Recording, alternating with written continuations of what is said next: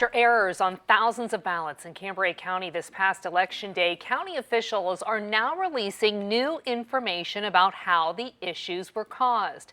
Brock Owens has more on what authorities say the results of their investigation are. Brock?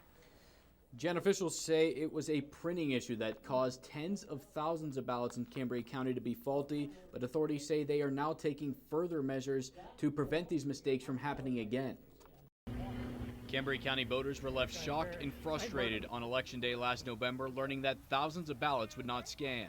That left about 65,000 ballots to be counted by hand, leading to an investigation done to figure out how the mass ballot issues happened. Originally, we were looking to outsource, to have somebody else come in, but based on conversations, they suggested and decided that we should do it internally. So we did a confidential investigation regarding the election. County officials are now saying the cause was a printing issue on a new batch of ballots after the original ones worked as intended. Those ballots were all scanned, tested, and ran.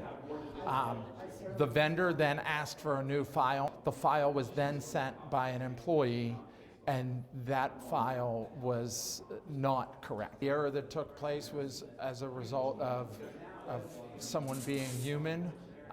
It was not, there was absolutely no malice. Hunt says the Department of State has not been able to confirm why the vendor asked for the new ballot files. The time and security marks not being on the ballots caused the scanning issues, according to officials that say they are now putting a checklist in place looking to prevent these issues from happening again to protect future elections. It's identifying a problem and then how do we fix the problem.